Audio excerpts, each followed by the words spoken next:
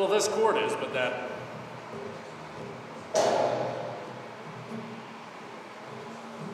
That'll do. Your event is starting. You're live. If I, you know, Carl, sometimes my genius really knows no bounds. Oh, I've heard that. Hello?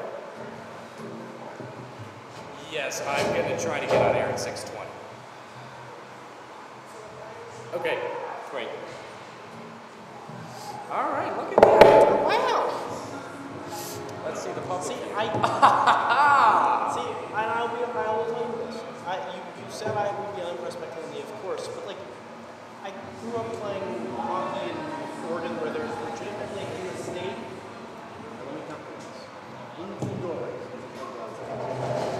I think there has to be less than 6. Isn't the entire state? There's one in my area, there's one in the Eugene area, and then there's a set of like 3 or 4 in the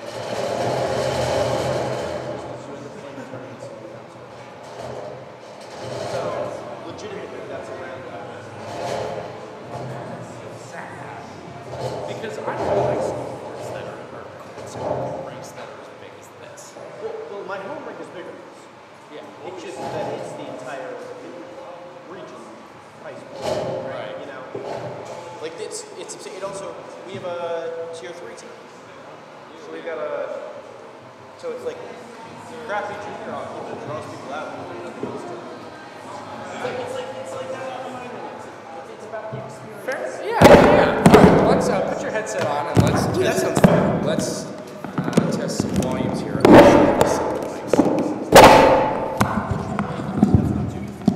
Yeah, I know. Oh shit. Actually.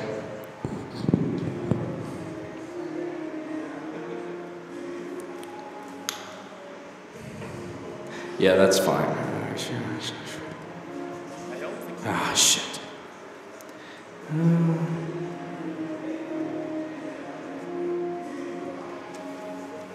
Probably. Oh no. Well, you can mute the audio until it gets there. You'll still be able to hear it off the board. Will you? Do you want to?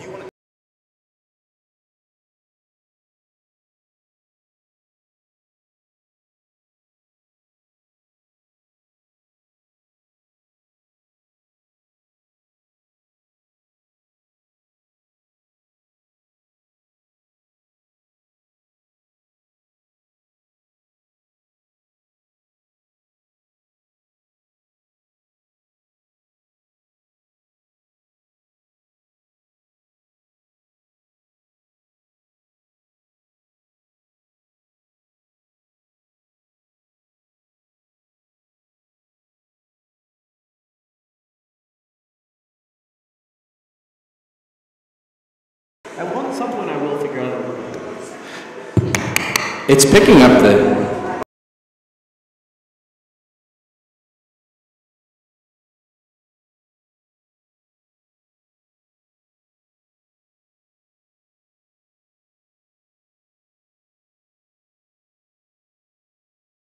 Hello? Hello. check.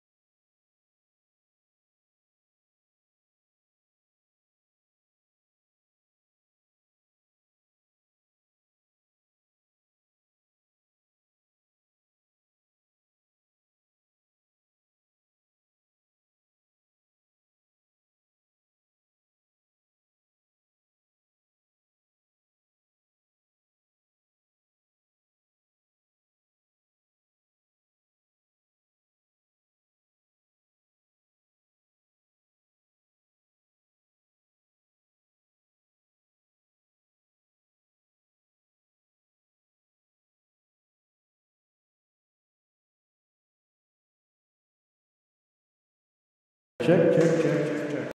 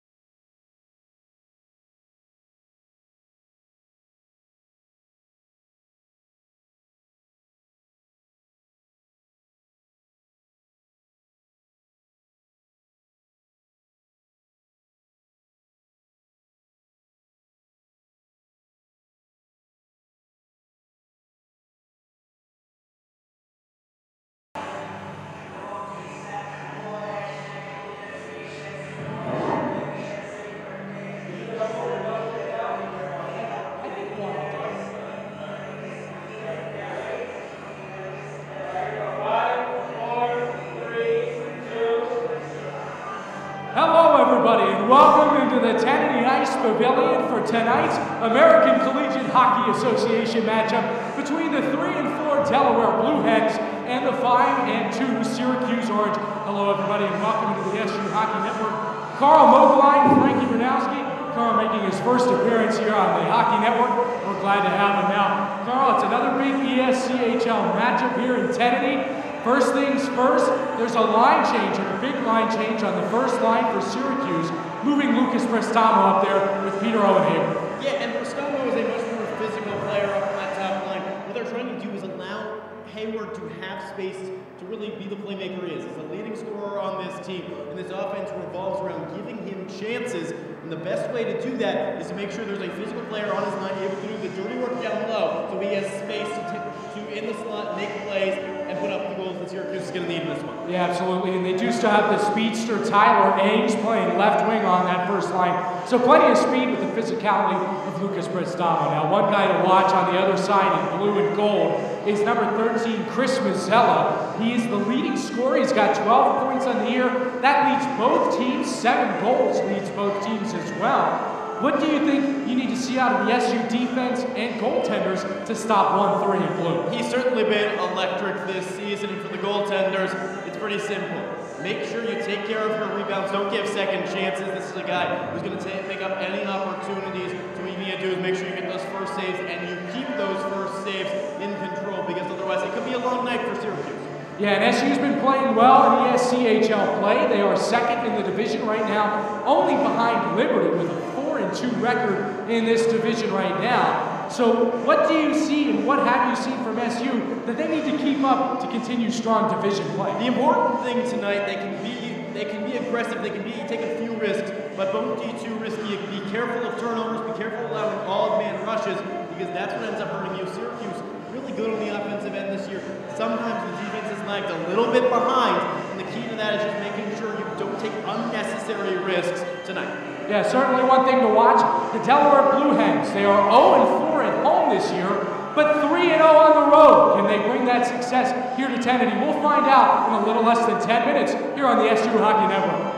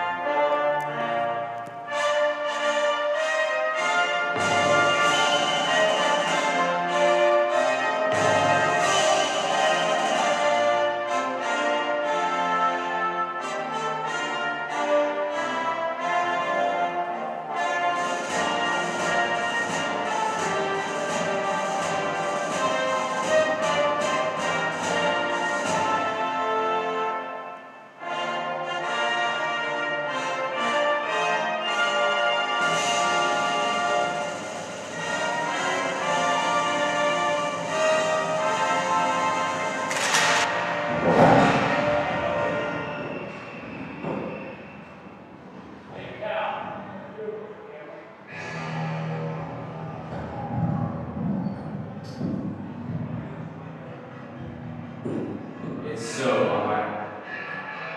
Yep.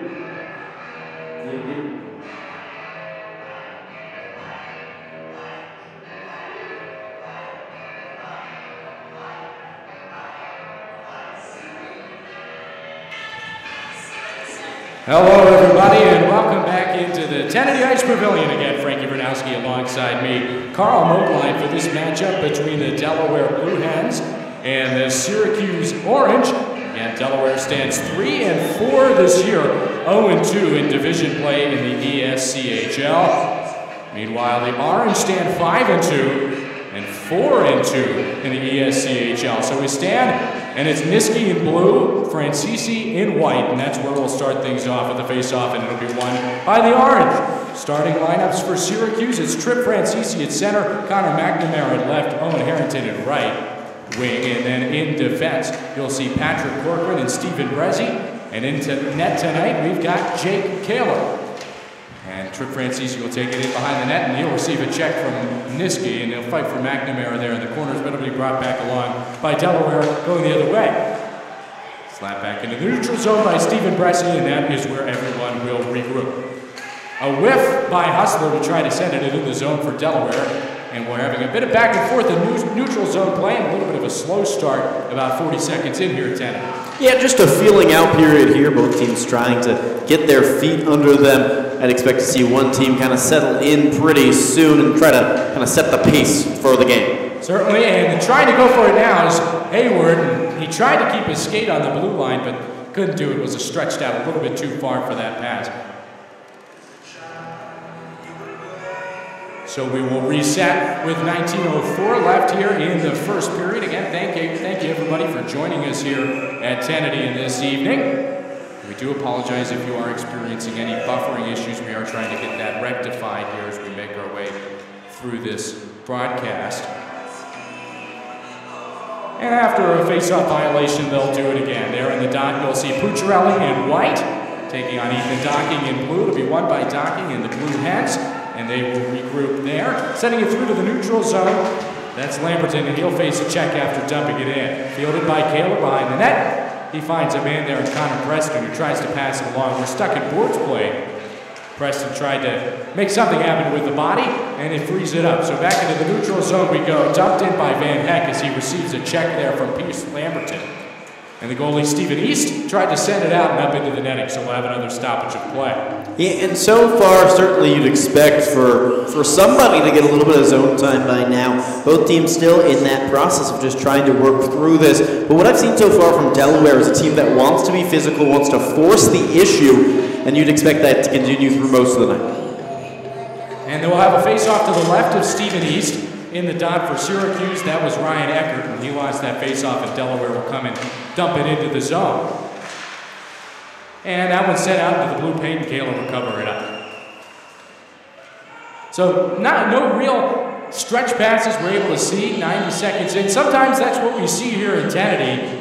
Nobody able to really get too much momentum going, and they'll reset to the right of Jake Kaler. Bit of fighting in the face-off dot, and it'll be sent up to the blue line. Passed over and deflected by Adam Bedford. And sending it back into the zone, Delaware tries once more. Bringing it forward, a pass, centering pass attempted for Brian Ostrander. Nothing doing there, and they'll be fighting behind the net. That's Kevin Felice. Tries sending it around, but picked up by Syracuse. Dumped out of the zone by Stephen Brezzi and sent all the way down for another icing. 18 minutes left to play here in the first period. And the Orange really struggling to settle down early in this period, not able to even get some stuff going when they're in their defensive end, not controlling the puck well, not breaking out, and that's going to be an issue if this team is unable to break out the puck, unable to push forward. So they'll restart again to the left of Jake Kaler, and bringing it out of the zone now, that is Ryan Eckert. He passes along to Bressy. And some fighting back and forth. Again, nobody really able to get something going here. And a big check in the corner. So Francisi will bring it around. He looks for McNamara and can't get it there. Fighting behind it now is Jacob DeFers for Delaware. Picking it up is McNamara. And he's looking for a man. He'll find it in Stephen Brezzi. A stretch pass over to Luke Gatto and into the neutral zone. The Blue Hens finishing every single check, every opportunity they get, trying to keep this game as physical as possible against a Syracuse team that might have a little more skill. Toss all the way down from the defensive end by Luke Gatto, and we'll have another icing. Yeah, so just those neutral zone entries into the offensive zone aren't really happening for either side so far. 17-14 left to play in the first. And they'll reset again to the left of Jake Kaler. And a face-off violation. We'll try it again here. And Broughton stopped at the line. That's Ian Anderson. But it's quickly intercepted and brought out into the neutral zone by McNamara, where it's stolen once more by Gavin Hustler. And he'll send it back into the zone, and Syracuse will try to regroup with a bit of an offensive line change. Set up and forward by Tyler Ains. He's looking for Pristamo. That's the new man on the first line, but they're going to say Pristamo was off, and we'll bring it back to the neutral zone again. And again, the Syracuse team just being a little bit jumpy, trying to force that. We've seen now multiple offsides calls, multiple icing calls. What that tells me is that this team is a little bit anxious, trying to force the issue when they really just need to play simple, really basic hockey. So it's Prestamo in the face-off dot for the Orange. And he's opposing Brian Ostrander for the Blue Hens. So regrouping again, it's David Rosen. His defensive partner now is Jacob Padalino. He'll send it out to the neutral zone where it's regained by Jack Zimmer, who will send it all the way back. No icing here. He was at about center ice. Syracuse regroups. Padalino tries to get it out of the zone, cut off by Anderson, who sends it back again. Rosen boards play to Tyler Ains, who tosses it over to Padalino, and he'll skate it forward. All 6'3" of Jacob Padalino passes it on to Hayward, who dumps it into the zone. Now in the corner, it's Prestamo. He looks for a pass around to Hayward, can't get it there, and Jack Zimmer will send it back out for Delaware, and we will indeed have an icing here. 16-12 left to play in the first period. We haven't had a stretch of play for maybe more than 20 seconds to start this game. Both teams having a little bit of trouble clearing the defensive zone and creating icings. And we'll have Joseph Pucciarelli in the dot for the Orange, and he'll lose that face-off, and it's pitchforked out of the zone by Delaware, but caught there by Stephen Brezzi like an outfielder standing, waiting for it, and turned over once more. That's cut off by Patrick Corcoran in the neutral zone. He'll send it back into the Blue Hens as Christian Van Heck sends chase. And that rolling puck will be caught by Stephen Brezzi. With a bounce pass over to Pucciarelli. Pucciarelli receives a hit from Jack Zimmer and another turnover. Bit of sloppy play on both ends, groggy play on both ends. We've seen plenty of turnovers so far. Yeah, both teams not been able to really establish any zone time so far. Haven't seen any real cycling, and that's really why you haven't seen any good chances so far. One shot on goal tally between the two teams. That one went to Delaware, but it really wasn't a great chance on net. So regrouping again on the face-off dot to the left of Stephen East. It's Delaware who will come out on top, and here's Ethan Docking making a little bit of a charge for the Blue Hens. He'll be cut off by Francisi, and the puck's regained in the neutral zone by McNamara. There he's slashed by Michael Niski, and it sends in a huge collision in front of Stephen East that sends a couple of men flying. That looked like Owen Harrington, who got tossed up into the air and hit the right of the goal post and knocked it ajar. Yeah, and the refs are gonna looks like just gonna say that was kind of incidental content. Two players getting tied up in the zone. But it's a hard call there. You don't, especially if the ref is not staring directly at it to call one way or another. However, they will say because he slid into the net, they're going to take the face-off outside of the zone. And that incidental contact can sometimes be the most dangerous, for sure. Zach Gordon dumps that one into the zone for Syracuse. Francisi sends chase, and Harrington will find it on the boards. Tries to put something on net. Nothing going there. Syracuse without a shot, 14:50 left to play here in the first period. And Syracuse would love to get some things going with Francisi's speed. A smaller guy, but he has the ability with those wheels to make any team pay if he gets some space. He's been zipping around already early in this game. So they'll reset. And it'll be on the neutral zone side of the Syracuse offensive zone. And that's where it'll be pressed out on the first line is back out there. So we're on the near side boards. That'll be Felice and Hayward sending chase, and fighting each other off, and now Tyler Ains has it on the far side. That puck is caught in his skates, and he tries to kick it off to Rosen, but can't get it there. Rosen keeps fighting for it, and he'll knock it loose from Kevin Felice, the assistant captain on this Delaware Blue Hens team. He passes it forward, dumped out of the zone by the sophomore Lucas Prestamo. Regained there by Michael Zdancic. He is the captain of this Delaware team, number 24 in blue. Hayward's got it behind the net. He looks for a centering feed to Prestamo. Nothing doing there. Cut off quickly by the Blue Hens and sent the other way. That's Brezzi trying to gain some kind of entrance. Tyler Ains can't get to it, but a high stick is what we'll call there on Lucas Prestamo. And we will reset once more.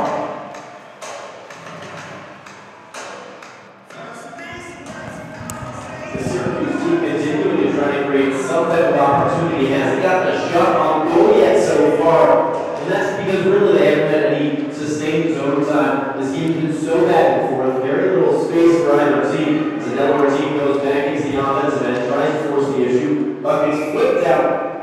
And they'll reset once again as this game continues to go with short little spurts of action. No established time for either side at the moment. Just under 14 minutes of play here at Tennity Ice Pavilion. We're trying to sort out all the technical difficulties happening here. We can apologize for those. Should be back and working soon if all goes well. Face off the Syracuse offensive zone. Cucciarelli kicked out of the circle and back in. Loses the Broncos back to Blue Hens. And ladies and gentlemen, we do apologize. We are trying to fix the internet issues that we are having right now as the Blue Hens continue in on the board play.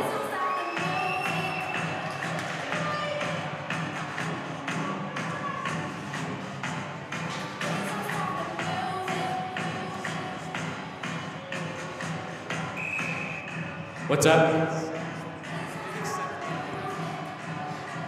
Face off right outside the Syracuse zone. Whatever that is in the wall Yes, is he not wins it. considered. Delaware trying to dump it in. Puck slides back. Knocked back out by Syracuse.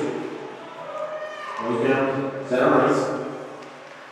And the puck's just going to be pawned down here to try to bring it forward. Cuts through a couple, slipped up by the blue line and ends up the puck at 17. Center around, stepping up, Patrick trying to get regain control. Puck stays deep. Syracuse trying to maintain possession. And the Blue Hens able to force it back out. Now Delaware trying to move the other way. Slow going in and now we call offside.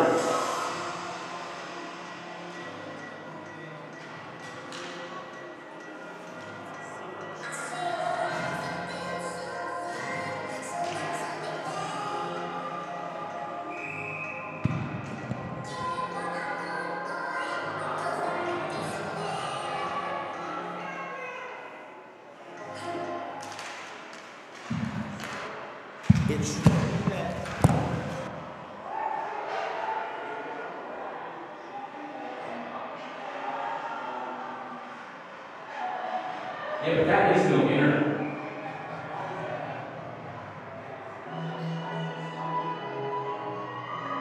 I would think. It's no internet.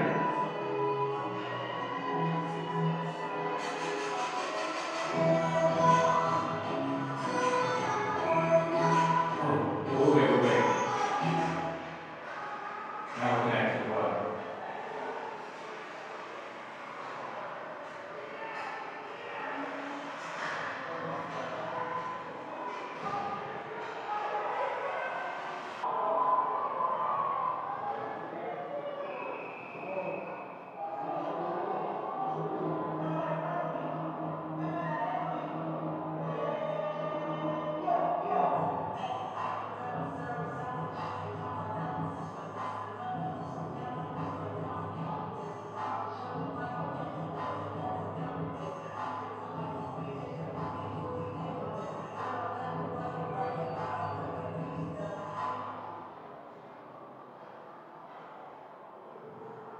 And ladies and gentlemen, we do apologize for being down there. We are doing our best to rectify the whole scenario right as soon as we join back. We do have a goal for the Delaware Blue Hens. Right as we check back in. So 1-0 Delaware, and do let us know if the stream is any better or worse on your end of things. We are trying to fix it and check that out that way. So 1-0 Delaware now. With 7 minutes, 21 seconds. We believe our connection is good now, so again, we do apologize for that problem, and we do believe we have it rectified now. So Carl, we join back in after that quick power play goal by Delaware, and 1-0 and 6-3 in the shot column so far. So Syracuse just not getting very much together offensively. And we'll see if they can get anything. 7:16 left now. Trip Francisi goes to the faceoff dot against Michael Niski. And that's where Francisi will win it. It'll be collected by Corcoran, and they will restart there. Dumping it in, sending chases Harrington.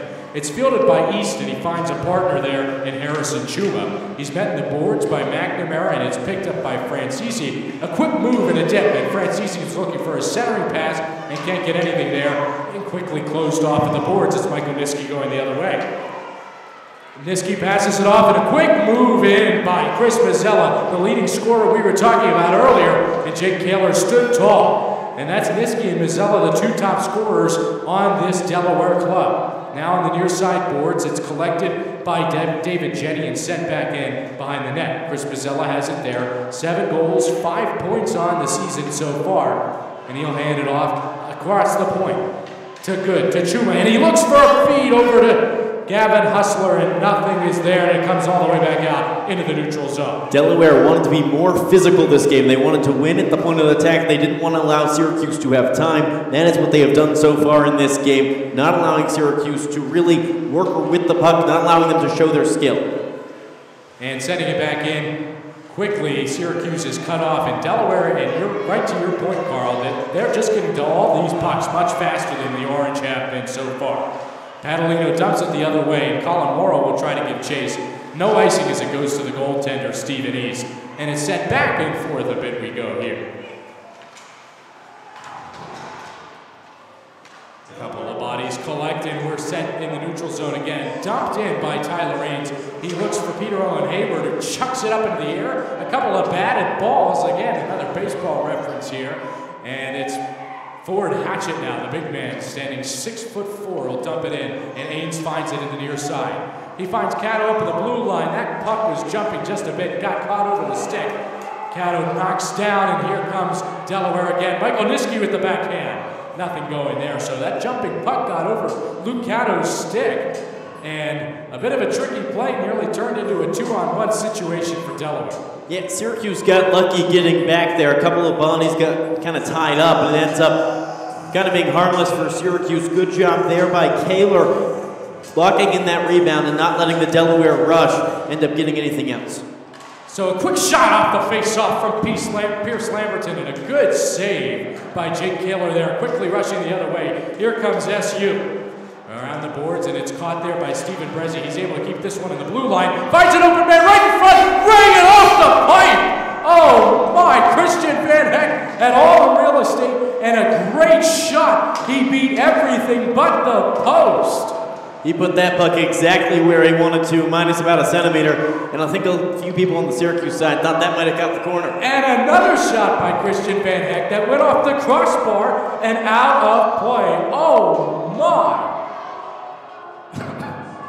That was Stephen Brezzi, just to recap. Brezzi had that on the near side point, and it was a clear lane all the way to Van Heck on the far side dot, and nothing going there. I mean, he had an excellent opportunity and rang it right off the fire. That one looked like it was, if not in, darn close, and they're going to talk to the refs about that one. Certainly not happy on the Syracuse bench because that puck was very close to being there. Well, and the tough thing to judge about those, and unfortunately, since our stream hasn't been very good, we probably don't have good replay either. But the tough thing to judge about those pucks that go off the pipe, sometimes they will hit some mesh, and there is more reverb around the upper part of the net that curves in the back. So Van Heck's upset. He thinks maybe that hit some mesh in the back and came out, because it surely didn't make the sound of the pipe. Well, and just the rest now, all kind of competing the scorer's table. All four of them joining together, having a little bit of a conversation about this. It started with the two referees. Now the linesmen have joined in on the conversation. They're really just trying to discuss this through, make sure they get the call right here. Obviously, with Syracuse trailing by 1, a critical moment in this game. And really, there's not only so much you can do, though, with the referees. The question is, did you see it? Did you see it? Did you see it? And if nobody saw it, then there's not a lot you can do to overturn it. It doesn't, because one bench is going to say it went in, the other bench is going to say it didn't go in, and then after that, you can all sit around and talk, but if nobody had a clear angle on it, then there's not much you can do to overturn it. Exactly. From up here, I mean, I really do think that from up here, it looked like it could have hit the inside of the net, just the way it looked, but certainly the official skating behind the net has a better look than we do, and indeed they will keep that as no goal against Van Heck. So 4 minutes, 39 seconds left here in the first period as the officials go over to head coach Connor Tracy to explain that one to him.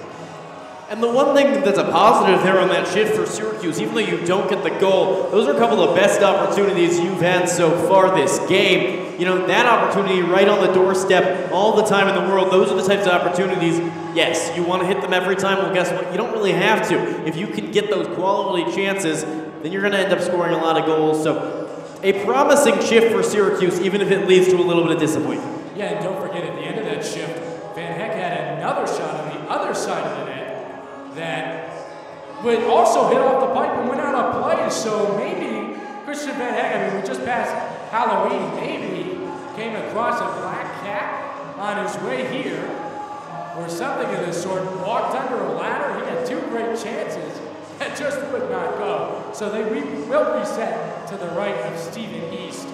He is the goalie, of course, wearing blue and gold. So with 4 minutes, 39 seconds, it's Delaware leading 1-0, and in the shots department,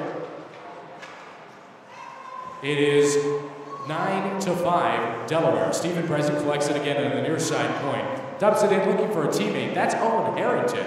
Finds McNamara down below. McNamara's been great so far this year, and he dumps it up to Stephen Prezi with a nice cutoff play along the boards and takes it himself all the way behind the net. He'll cycle around, find a teammate there in Francisi, who collects it away from Delaware. But quickly regained, and it's Cam Pierkowski for the Blue Hens rushing through the neutral zone, and he'll dump it in. He's got another man charging with him. That's Thomas Cascone. But it's picked up again by Pierkowski and turned over. Here's Owen Harrington. And Harrington had a great start. 4 goals in 4 games. He'll take it himself and shoot that one a little wide. Recollects the rebound now, taking it to the far side. He's tripped up, no penalty.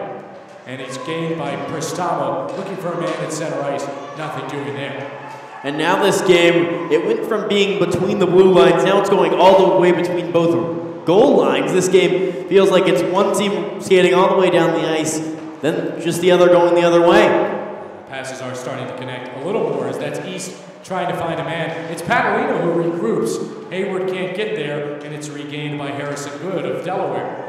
That was a centering feed attempt for Hayward, and he'll send it back. Prestamo in front, can't get a hold of that one. Patalino muscles along the blue line, and that puck did not look offsides to us, but they will call that. The linesman will call that offside. It looked like Jacob Patalino was tightrope walking out right on the blue line, but indeed they'll call it offside. Yeah, and you know, even if it wasn't offsides, Patalino's got to have a little more urgency with the puck on the blue line. Can't leave it just sitting there like that. So it's Prestamo on the first line that's out there. He wins it, and Hayward sends it back to the big man, Ford Hatchett. Looking for Hayward, didn't know that pass was coming to him, but it's Niski who sends it the other way. Dumped out a play off of the stick of Chris Mazzella, and we will reset once more. Yeah, little incidental loop play kicks it out of bounds. And, you know, this has been a game so far for Syracuse where they've kind of started to turn a corner. But now with 3 minutes left in the period, it's really a question of capitalizing, because you can do all you want, but if there's not a puck in the back of the net, you're not going to go that far with some moral victories. So 2 minutes, 55 seconds and counting. 1-0 Delaware as we inch closer to the end of the first period. A turnover there, but quickly regained by Niski, and he'll bring it into the zone himself. Nearly tried a 3-on-1 and some incidental foot-on-foot contact, and that's going to be a trip on Fort Hatchett. And they're going to call that one every time. Good job with speed cutting through the zone. You know, when a guy like Niski gets there, it's so important that you either get the full body on him or you miss it. Because if you get just that leg out, you're going to get called the trip. It's a dangerous play. There's a reason they call it. Even if it's incidental, it doesn't matter. They want to make sure you avoid it. And so it's a little bit of a tough situation, but it's the right call from the ref. Yeah, if you're Hatchet, that is still tough, though. And boy, a real burst of speed from Niski to get into the zone there and make a 3-on-1. I mean, out of nothing, but he was the one. So quickly cleared. 1 minute 50 seconds here on this minor penalty to Fort Hatchet. Delaware is 1 for 1 tonight on the power play. Coming into tonight, they were 4th in the ESCHL. And here's Niski charging again with a shot in on Kaler, and that's saved in the gut. Good job by Kaler, sucking up that puck, of not allowing a rebound, and allowing his team a chance for a drop. That's really important. All these power plays, being able to win face-offs, force face-offs, and there's the clearance you get from those types of situations. That puck will go back down deep. So another clear attempt in 2 minutes, 10 seconds and counting down here in the first. 1 minute, 25 seconds left on the Fort Hatchet penalty, and Delaware will regroup once more. Niski here with it, and he passes it along to his captain, Michael Zdancic, who sends it into the zone. A line change for Delaware as Corcoran tries to dump it out. Regained there by Zdancic, back and forth with Niski. Skates around one man and brings it in back to his partner, Mazzella. Again, the two leading scorers, 13 and 22 in blue and gold, Mazzella and Niski. The goaltender, East, will set it up to Jacob DeFers, and he has a fighting man with him, a nice penalty kill, and forecheck here in the neutral zone. Back to his partner, Jacob Padalino handles it, and an easy dump on that one. 40 seconds left on this Fort Hatchet penalty now, and a strong penalty kill so far from the men in white and orange. Yeah, good job getting pressure and not allowing this Blue Hens team to set up in the offensive zone like they want to.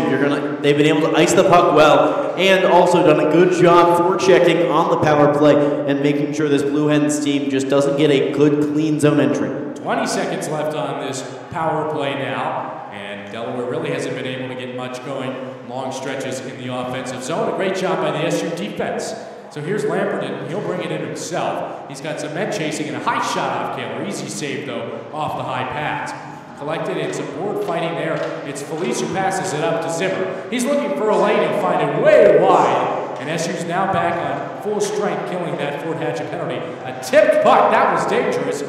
Now, keeping it around is Brezzi. He finds a man, and it's Corcoran. He'll try to clear it out of the zone. McNamara now, and they do officially get it out. But it's quickly turned over again by Ian Anderson. He'll escape wide. And nice cut off there by Luke Prestamo. He tried sending it in himself. Great defense by Jack Zimmer. Prestamo regains it, gets a shot on net.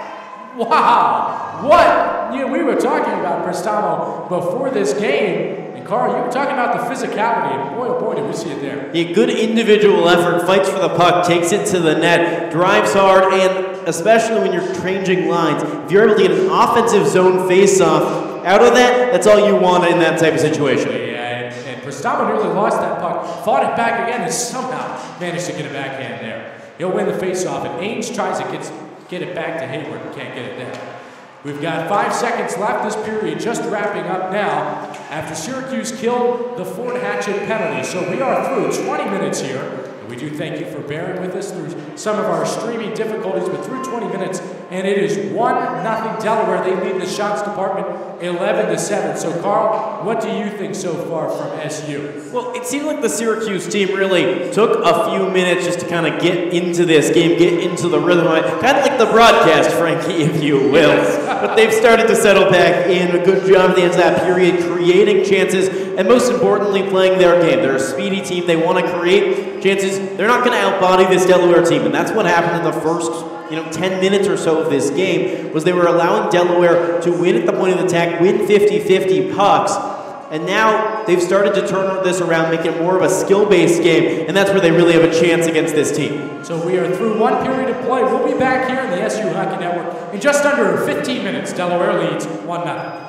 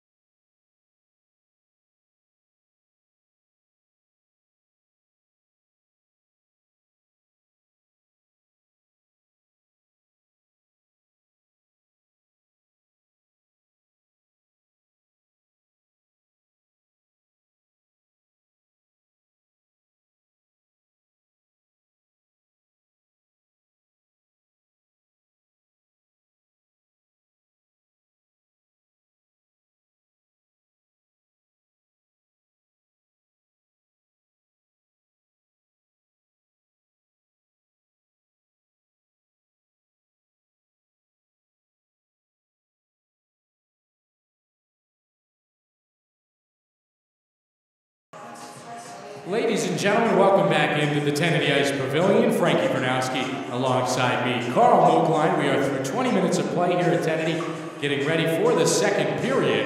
And Delaware leads things 1-0, and that one goal coming on a first period power play.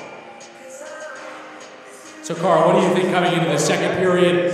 As Delaware led 11 shots to Syracuse's 7. Seemed to be a bit faster, getting to a lot more of those empty pucks. So what are you looking for the men in white as we head through the last 40 minutes here? It's all about playing to their skill set in this game. They're a less physical team, but that's okay sometimes. You can use that against a team if you're smart about it. You are able to move the puck around them, force them to get out of their way. They've been finishing checks, but sometimes over-finishing checks, and that's a really big problem if you let it be. And so for this Syracuse team, as long as they can continue to make good plays, crisp passes, and avoid turnovers, both teams had a lot of turnovers in that first period, Frankie. And so I think if those teams can kind of fix those issues, it's going to help them a lot going forward. And we did see some better chances for Syracuse as we made our way through that second period.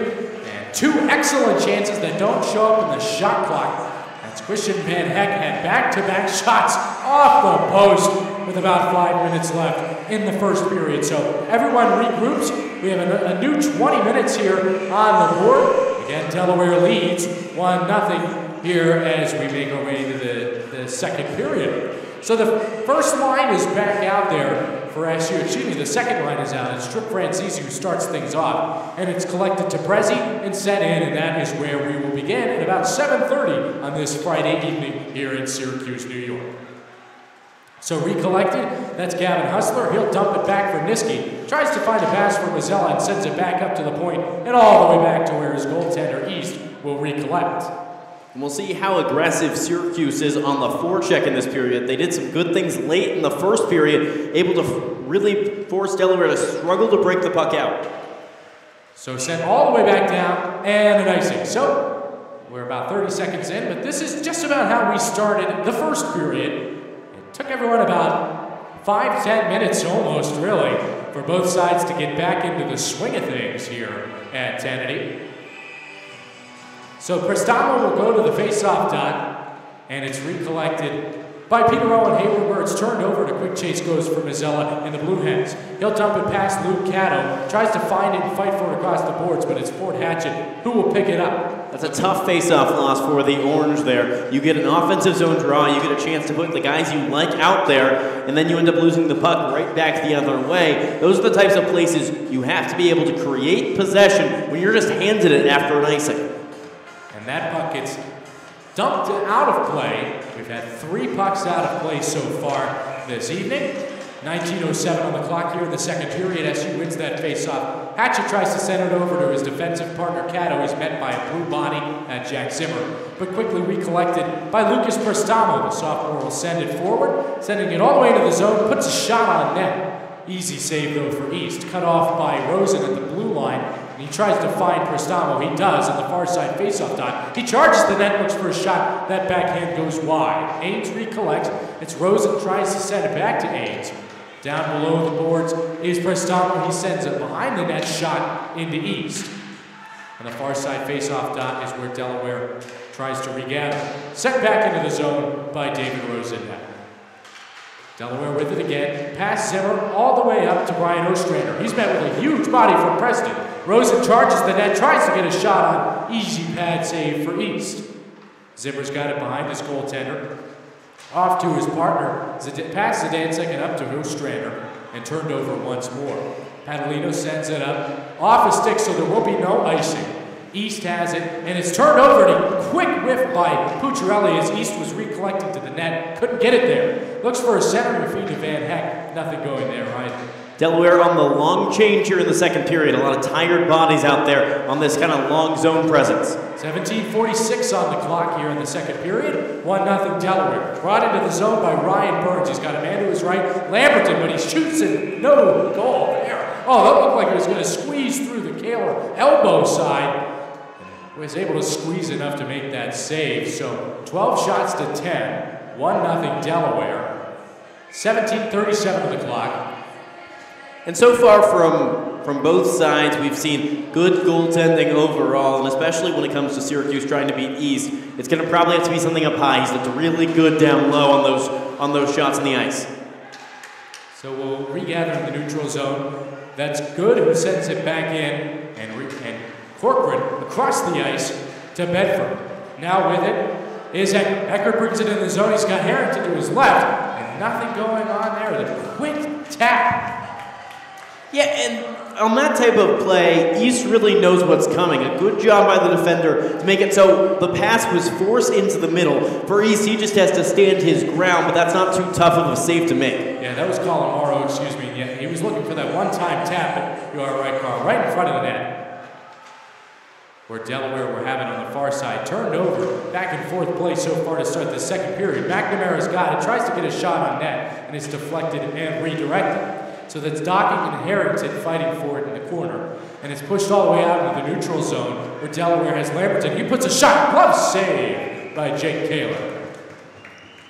Routine save there, just the second shot of the period for the Blue Hens, though. Syracuse, meanwhile, they have 4 already, and that's really matched what we've seen out on the ice. A team that has a lot more zone presence, a lot more punch right now, and you feel like if they keep forcing it to the net, keep getting good chances, one's going to end up in the back of the net. So Brastavo goes to the face-off dot to face off against Jake Nimmo.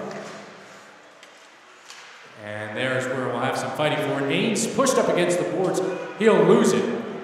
Sent back forward by Michael Racciopi. Now it's Jacob Padalino with it, looking for a partner. Finds it in Ains, tapped off the skate, and back and forth we go along the boards. Past Ains again, Zdancic sends it back in the zone. Ricochet off the boards. Here with it is Ains on the near side boards. It's Pierkowski who finds a partner, and it's Nimmo with a shot and a save from Kaler. Quick tic-tac-toe from Delaware, but Jake Kaler was all over that one. Yeah, he wasn't too challenged there. Saw that puck all the way through. And without any traffic there, you kind of are able to just sit out the top there, really play as you want. And so for Kaler, he's done a good job for the most part, staying strong, and that's what you want out of a goal. Franzisi and Nimmo in the face-off dot. Racciopi sends up Nimmo right in front. Another save from Jake Kaler. That's 2 shifts in a row. Jake Nimmo, the Allentown, Pennsylvania native, getting a couple of strong shots on to Jake Kaler. Yeah, we've seen Nimmo so far being kind of a pest out in front of the net. A lot of these kind of ticky-tacky chances in this game so far. Not a lot of pretty hockey, but at the end of the day, it's what gets the puck in the back of the net. And here's Harrington. He's 1-on-2 here. Tries to make a move on pushing the net. Gets a shot on rebound. Another chance, and it will not go. But we do have a penalty, delayed penalty. And we might have a hook on Owen Harrington. Wow, way to make something out of nothing from Harrington there. He had 2 defensemen. Was able to push forward and draw a penalty. Well, we saw this on the other side last period. Niski did a really good job forcing his way through and drawing a penalty, but this time, a really good job by Harrington doing it the other way. And that's what you get when you're a quick team, when you're an explosive team, when you're trying to create chances, and that's exactly what we thought Syracuse needed to do in this period, was try to benefit from their skills. Now we're going to see this unit on its power play for the first time so far this season, and it's somewhere where they've had their chances. They've done decently well at 24% clip so far on this season. And for them, it's just going to be about creating space and not allowing Delaware to use that physicality to clear the puck. And we've actually got a double minor on the board here. Michael Zdancic with a double minor.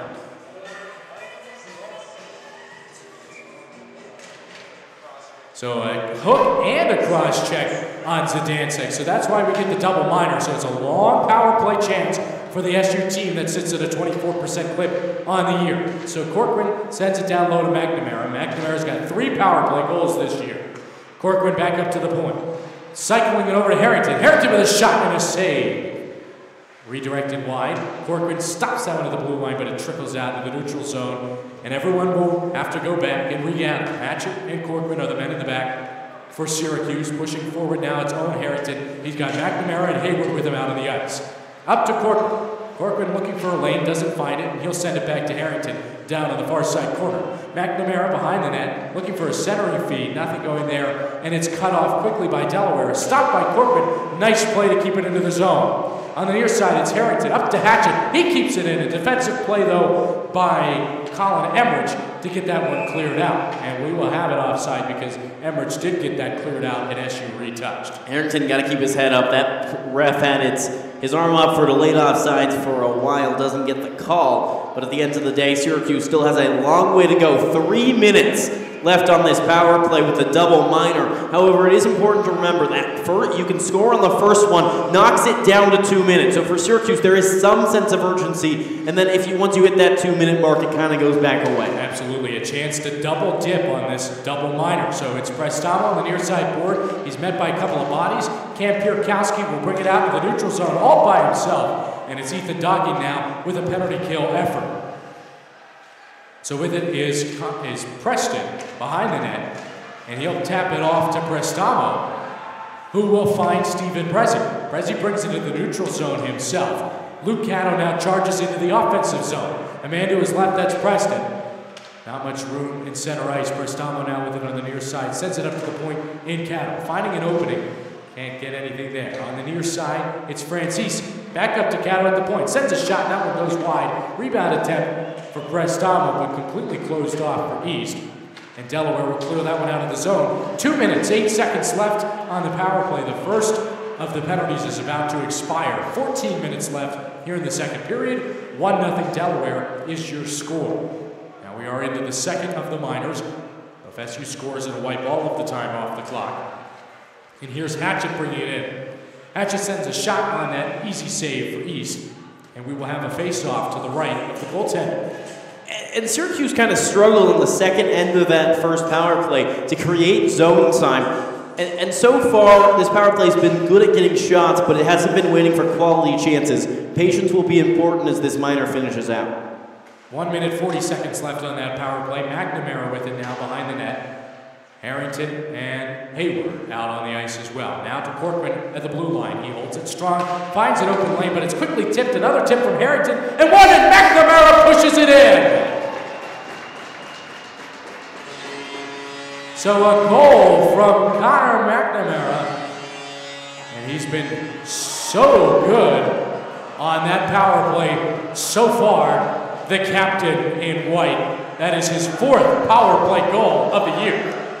Try 1, no. Try 2, no. Try 3, McNamara puts it home. You know, it wasn't the prettiest of goals, but as we talked about, Frankie, it counts all the same up on the board. A really good job by McNamara, knocking that one home on the doorstep, taking advantage on the man advantage, and tying this game back up. All the momentum going the Orange's way now. Extra man, extra goal, and SU pushes again. Van Heck from behind the net puts a shot on goal. Rosen with it on the near side.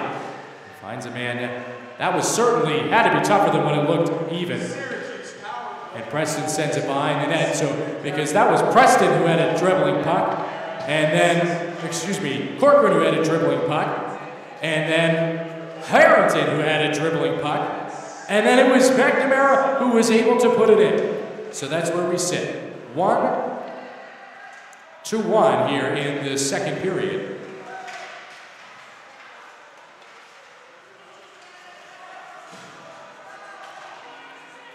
.12:42 left in this second period.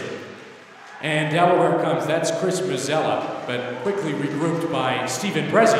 Up front, it's Anderson with a shot. A bad save from Kaler. We've got a high stick warning. And it's out of the zone by Syracuse. A nice save by Jake Kaler. Here's Harrington the other way. A shot by and a save by Eames.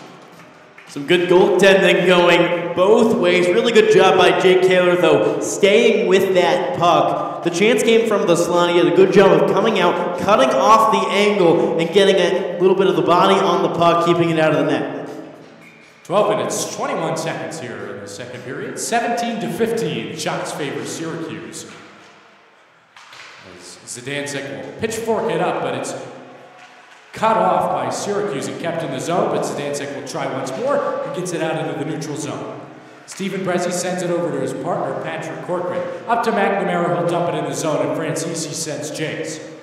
Behind the boards now, Francisi sends a little body on Harrington, and over to Colin Morrow, who now has it behind the net. But it's cut off there by Colin Emmerich. Stephen Prezi sends a shot, and now it's Harrington in the slot, a save by East. We've had some wild pucks here in this second period that have been going every which way but loose.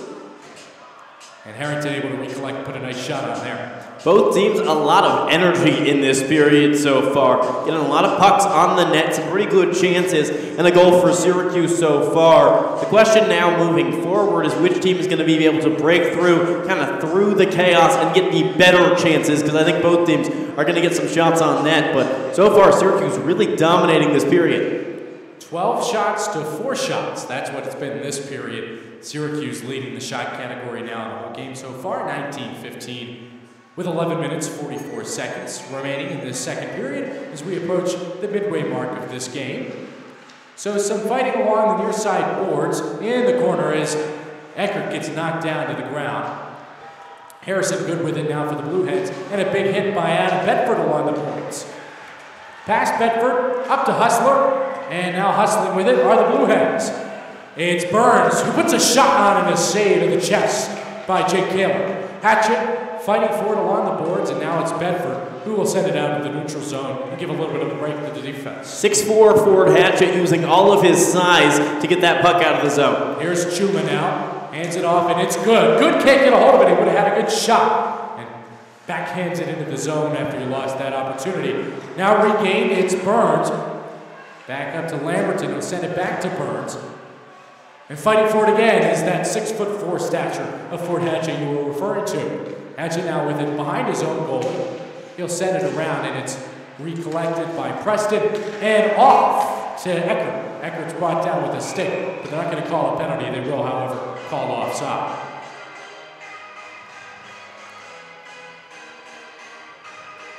And you saw on that shift, Delaware did a lot better job of pushing the puck into the zone, working hard specifically on the forecheck, and having Syracuse's kind of bigger but less skilled defensemen trying to work the puck back out. Good job maintaining a little bit more zone presence.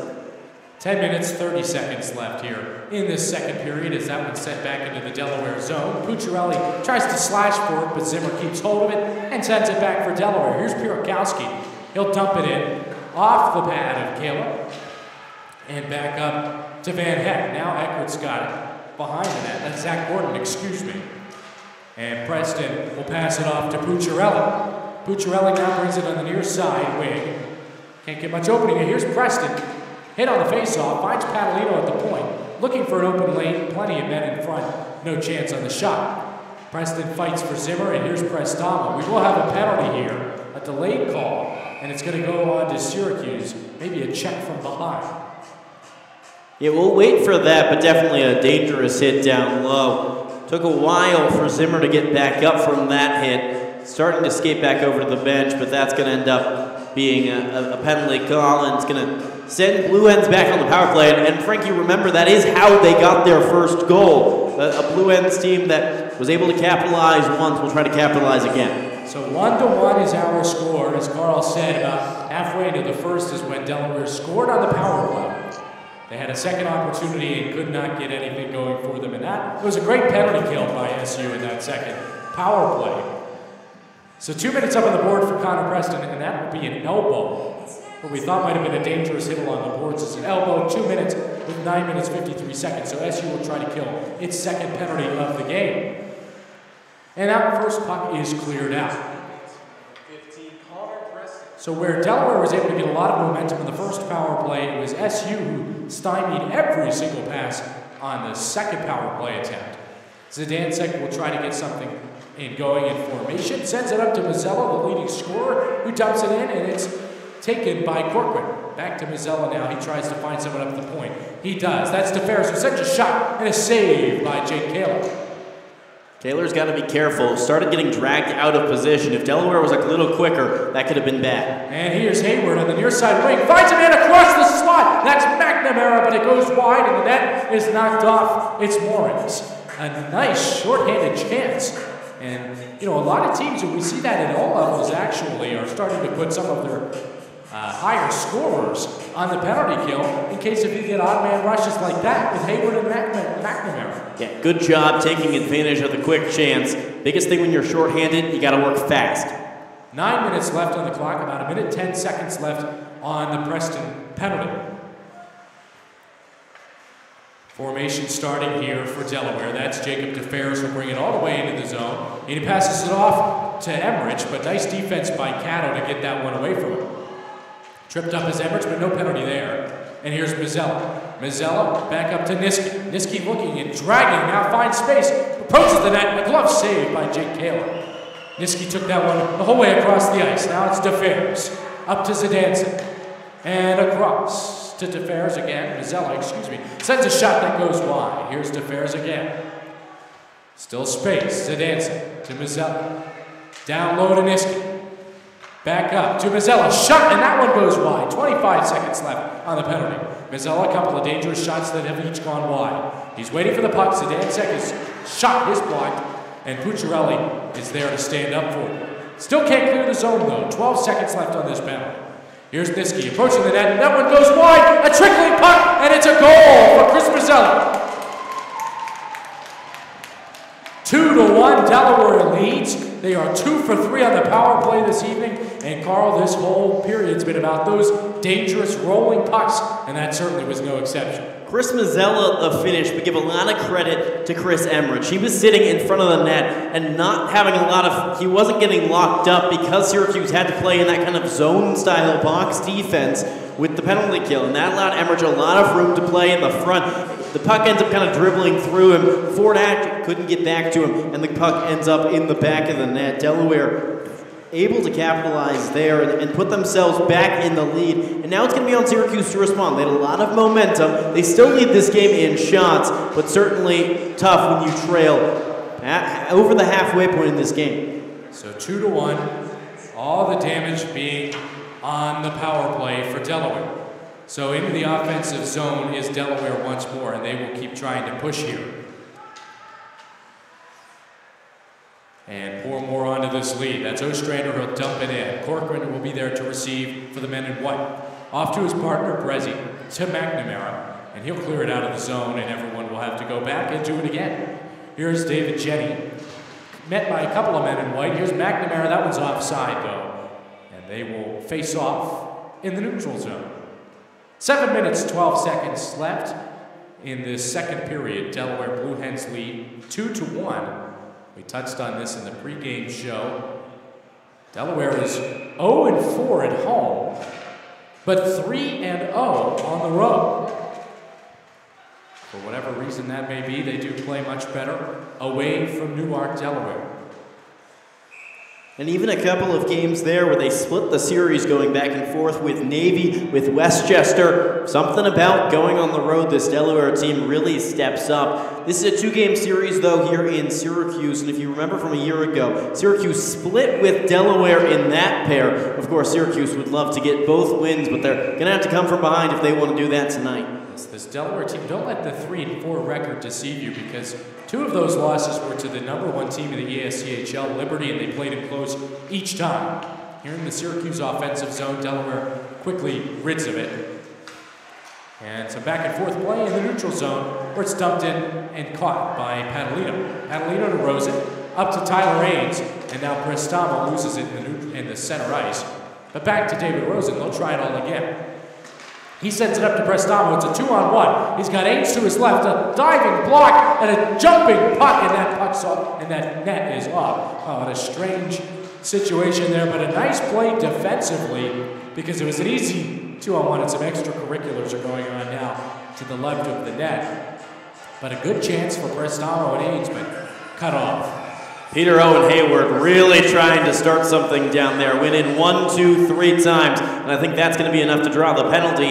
And you know, one of the things that you learn when you're playing hockey, you get coached, it's never worth retaliating, because it doesn't matter if you didn't get the call called the other way when you come in late like that. You're going to get penalized, and it's an undisciplined play, especially when Delaware has been very good on the power play tonight. Yes, very good indeed. 6 minutes, 33 seconds. Left in the second period. Delaware leads things 2-1. They are 2 for 3 on the power play. Coming into this game, they were 4th in the division. That's out of 6 teams with a 21% clip on the power play successfully. Syracuse defensively was 5th of 6 in the ESCHL, killing 79% of penalties. And that's interference they're calling on Hayward, but quickly cleared out of the zone. So, starting things off is East. He'll hand it off to DeFers. And this dangerous Delaware power play will charge very quickly. Nobody home for that pass, and Hatchett will bring the other way for SU. On the near side, he'll chip it in to East, who just pushes it off to the side. DeFers now is met with a body, but regrouped by Michael Niski. It's Niski and Emmerich pulling into the zone. Niski with a shot on net. That one's blocked wide by Caleb. Back up to the point. It's Zidansek to DeFers. Back to Zidansek. Mazzella's waiting for the puck. See if he gets it. Back to DeFers and across to Mazzella, but couldn't get a hold of it. It's Zidansek, puts a shot on net, and Kaler could not see it, but made the save nevertheless. And here's Zidansek again. Back to Mazzella, another shot. That one goes wide. Oh, a lot of power bringing on that shot from Chris Mazzella, and he's shaking his head, knew he had a great chance. Keep an eye on the front of the net. That's where so much of the action happened there. Emmerich and Hatchett were going back and forth. And here's Owen Harrington all alone on the penalty kill. He's now got a shot into the glove of Stephen East. 5 minutes, 18 seconds left in this second period. 45 seconds left on the Hayward interference penalty. 21 to 20 are your shots in favor of Syracuse, as the Orange try to kill a second penalty of the night. They are 1 for 3 on the penalty kill tonight. McNamara's got it, and they'll try to kill some more time as Corcoran brings it back into the neutral zone and dumps it back forth to kill more time on this penalty. 35 seconds left on the Hayward penalty now. And here is Zimmer. Looking for a man. That's Anderson who dumps it in, but it's Brezzi who cuts it off and sends it back into the neutral zone. 20 seconds left on the power play for Delaware. He dumps it in. McNamara will regather. Off to Brezzi, chipped back to Harrington. Can't get there, it's Anderson now with it. Anderson to Zimmer, tries to put a shot on, blocked by Stephen Brezzi. Brezzi's with it now, all by himself. And he'll kill some more time as that penalty is now over. And we're back to 5-on-5 action. Brezzi puts a shot on with 4 minutes and 30 seconds left. Here's Preston. Hits it high into the air. Pucciarelli back to Preston. And they're trying to get it out of the zone. They do. Cleared all the way down. No icing on that one. As Delaware goes for a line change, it's Brezzi and Rose into the back end. And they will stop play. We've got a face-off call. Puck will go back out to the neutral zone. Refs just kind of conferring, settling exactly where it will be. A little bit of disagreement between the linesmen, but they'll sort it out. Now for a Syracuse team. 4 minutes left in the period. You felt really in control, but it started to go the other way. And so now for the Orange, what it's all about is kind of getting out of the mess of this game. It's been really physical, and we saw that on the last penalty. And sure, Syracuse didn't get scored on when Hayward went to the box, but what it did do is lose 2 minutes where it could have been trying to get some offensive zone time. Not really sure what's going on here. The referees are calling for the previous shift of Blue Hens. Too many men on the ice is the call, and it's going to be Brian Ostrander who goes in the box. A gifted opportunity for SU, who's 1 for 2 on the power play. Now that's something we don't see very often here at Tennity or in the ACHA play. Too many men on the ice, and it's going to be a power play for SU. A huge chance to get back into this game, trailing Delaware 2-1. On the far side corner, McNamara sends it up to Hayward, to Corcoran at the point, over to Hatchett. Hatchett back to Hayward. Hayward drags, waits for a shot, can't get it. Here's Corcoran at the point, to Hatchett. Hatchett sends a shot on. Low pad save by Stephen East. Hard on that left side to try to get a lefty shot off there. Hatchett not in a good position. Hatchett had 4 goals last year, and here's Niski all by himself. Deacon, a nice save by Jake Kaler. Michael Niski, that's Ethan Docking, has been one of the more dangerous players for the Blue Hens, and that was a 1-on-0 breakaway for Docking with a left-right move, but stopped all the way through by Jake Kaler.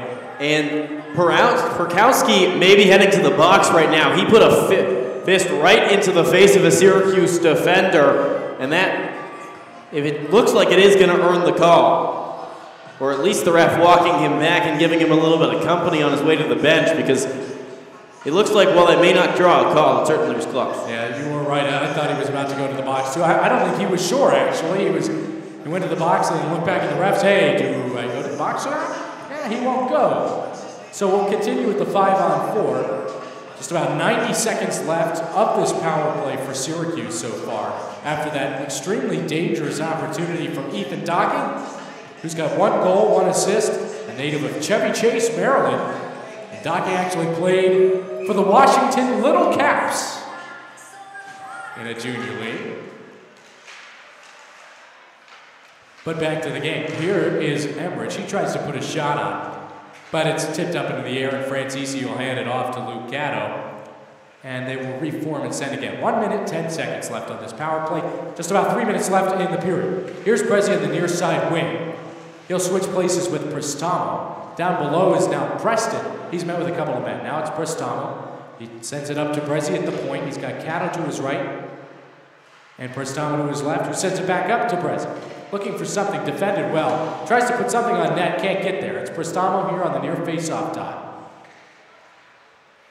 Back up to Stephen Prezi and down low now to Francisi. Francisi with it, charging the net, trying to find an opening. Sends it centering feed.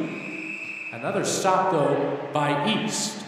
And this time Harrison Juma sending a Syracuse player to the ice. Very chippy, and as soon as the puck gets covered, you're sensing kind of a very physical, almost playoff atmosphere among these two teams. Not a lot of level off so far, as basically every time the puck gets stopped, it seems somebody ends up on their back, somewhere where they don't want to be, as both teams getting very chippy. It's going to be interesting to see how closely the refs call that going down. We talked about it. Borowski almost thought he had drawn a penalty. He wasn't sure. So how the refs call it could do a lot to determine how this game is going to end. Definitely is getting more physical with 30 seconds left on this power play. Hayward sends it across to Corcoran, and he'll wheel there. Now back to the point is Hayward. Down low to McNamara. He's got that 1 goal for SU. Over to Hatchett. Can't handle that pass from Hayward, but he'll keep it in. Fighting with it is Felice, and he's able to get it out for Delaware, where it's regrouped by Caleb, sent off to Corcoran, and they'll try to restart. Here's McNamara, 1-on-2 here.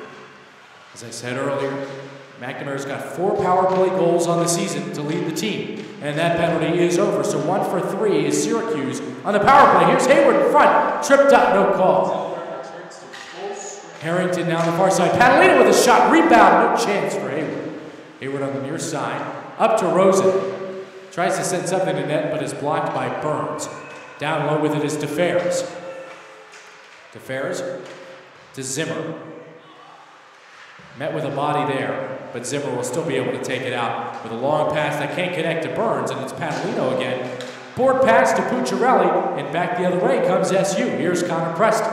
On the near side wing, he charges all the way to the net by himself. Pass, score, Pucciarelli. What a nice move from Connor Preston, skating on the near side boards, attacked the net, and found Joseph Pucciarelli for his 2nd goal of the year.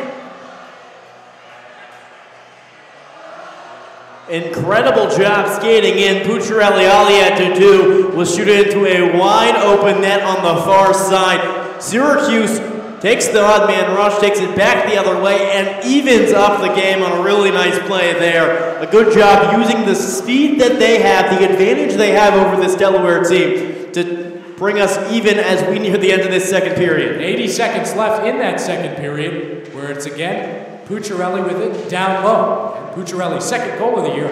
With it out in front is a backhand chance that never reaches the net, and a few men will try to cover it up. We'll see if they blow it dead. A lot of scrum happening now. No one's got any idea where the puck is, and they will blow it dead. With 66 seconds left as a few men gather for more extracurriculars. I think they just like each other, like hanging out in front of the net, having some nice chatting, catching up with each other. You know, I'm sure a few of these players know each other over the years, so just trying to chat, catch up. Nothing too harmful. Now, calling it over to the public address, they did call that goal to Connor Preston. So maybe it never even reached Pucciarelli before the net. Nevertheless, a goal is a goal. With 66 seconds left, a man will go to the box for Delaware. It's a cross-check called on Pierce Lamberton.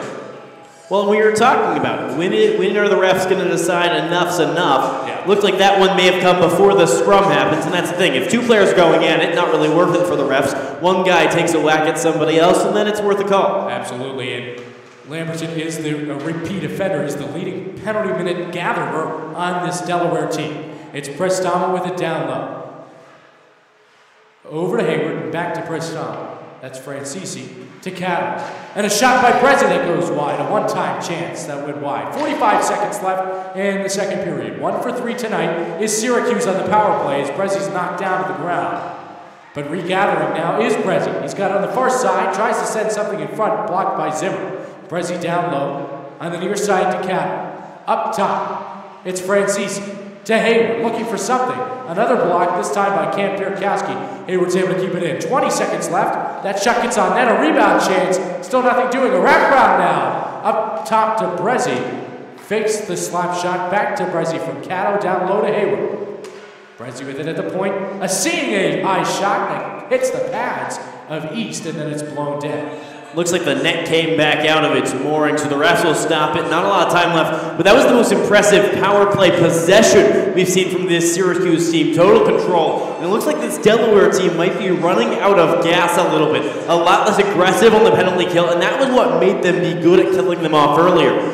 7.4 seconds left in the period. About a minute left on the power play, and that's clear. But stopped by Corcoran. Here's Hatchett. One last chance. Takes a shot. Saved by East. And we're through 2 periods of play. A nice shot by Fort Hatchett to finish things off. And 21 shots in that period for SU compared to only 10 for Delaware. 28-21 is the shot total. 2-2 is the score through 2. And we still got 50 seconds left on the power play when we return. A lot of exciting hockey to come. Nothing better than a tie game going into the third period. And it seems like we're going to have a lot of exciting action. Certainly expect these teams to share a few more words in the third period, but should be a lot of fun once we get there. So keep it locked right here on the SU Hockey Network. Delaware 2, Syracuse 2. We'll be back in 15 minutes.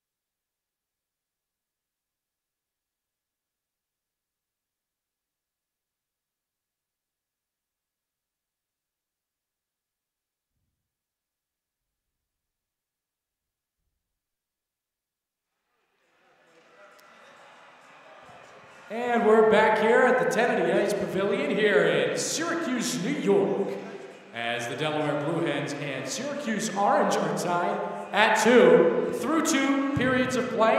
And we'll start the third here with an orange power play, Carl, to start things off. Yep, a chance to take a lead in this game. They dominated the last period when it came to shots on goal. You see them 7 ahead. They were trailing in shots before the period. However, a couple of costly mistakes, a penalty ends up giving the Blue Hens another chance. They've been really good on the power play tonight. So for Syracuse, a chance to put themselves in the lead. They were the better team last period. They're looking to carry that momentum into the third. Yeah, 2 power play goals for Delaware, 1 for Syracuse. So the special teams have been huge. 53 seconds left on the Pierce-Lamberton penalty.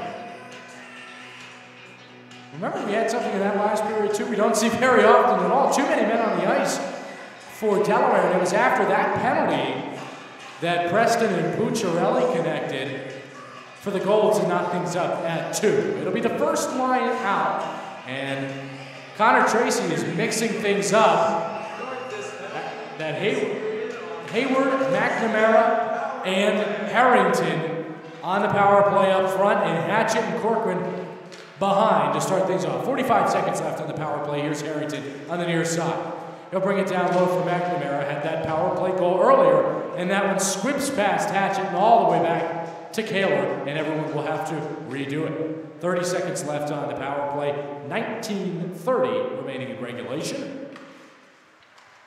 And here's Harrington once again, bringing it in on the near side. He's got Hayward to his right. That one skips over the ref. McNamara with it now. Hatchett right next to him, but he'll send it up to Corcoran at the blue line.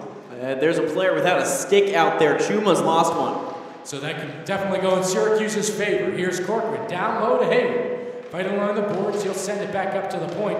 Corcoran winds up, elects not to shoot, sends it back to Hayward. And he will take that shot. And a seeing eye shot makes its way through to Stephen East, and that was a wicked wrister from the point. And the whistle blew a little bit early on that. That puck was on the ice, but from the other side, the referee blows the whistle, could not see the puck, and ends up calling it dead, maybe before it should have been, but Syracuse took a little bit getting into it. It is tough starting with that little bit of time, but they do get a shot on net, and that's important. Keeps the puck down on the other end of the ice. And that shot did conclude the power play. So 1 for 4 tonight are the Orange on the extra man opportunities. And with 19 minutes left, we will continue 5-on-5 play where Jacob Padalino sends one back into the neutral zone from a chasing Michael Niski. It's Niski trying to connect to Mazzella, and can't. And here's Pucciarelli, skates around one man, loses it. Van Heck pushes him against the boards, off good, and gets it himself. That pass can't find its way to Pucciarelli and bring it the other way to the Blue Hens. Here's Niski now with it. A drop pass for Mazzella, and then back to Niski down low. David Rosen's got it now for the men in white, and over to Padalino. And Padalino will try to skip it up to the neutral zone, can't get there, and it'll remain in the Orange defensive end. Syracuse needs to be a little more crisp on these breakouts. And this time they are. Oh, a huge hit, and that's going to be a big-time penalty. Christian Van Heck is down on the ice, and the Delaware bench, including head coach John Donahue, is raising his arms, giving a rain check to the referees, but that was a nasty hit. Yeah, there's no reason to be up in arms over that one. Right to the head, you could see it right away in the open ice, and that's going to get called every time. For Syracuse, though, you most worried just about your man down on the ice because that was a big hit to the head, and it's really easy to start seeing stars after a hit like that. Van Heck, the senior from Westchester, New York, raising his head, moving it around.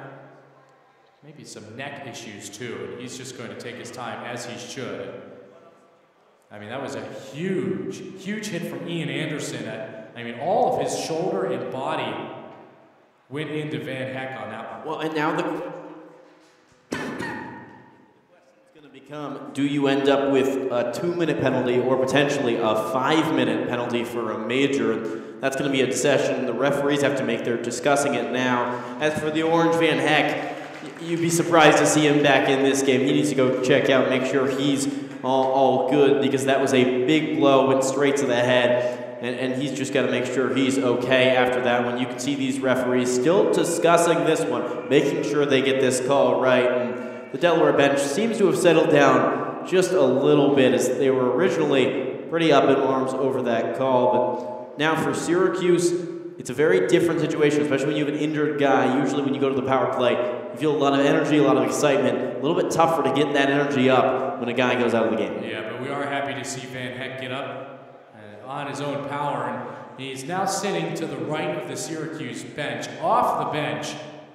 And some hand motions, I mean, I think it may be a lot of jowl and neck issues too, the way he got rocked. Yeah, it's going to look like they're checking for the neck, and then I wouldn't be surprised too if they're potentially checking for any type of head injury. Concussion check would be normal right now, but potentially also there's a lot of things that could be going on. The referees are, pardon me, the training staff, I'm sure will sort it out, but the referees now taking the time, explaining the decision.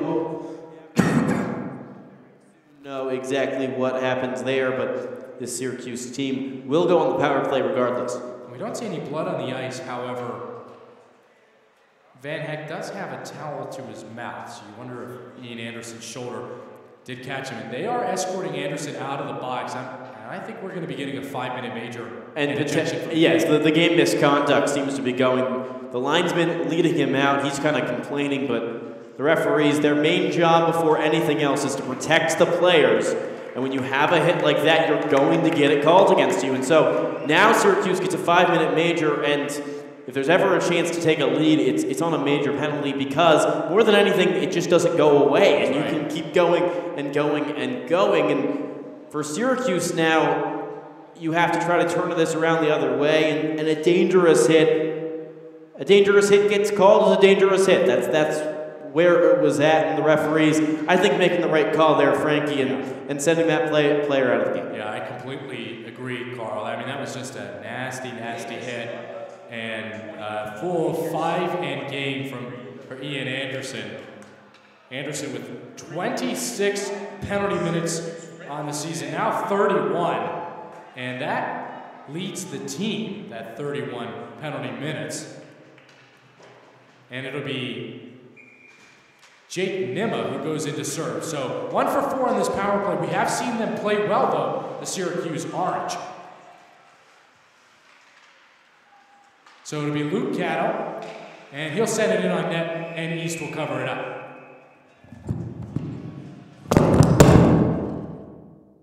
Syracuse gets puck ends up getting knocked down, so draw stays in the Syracuse offensive end.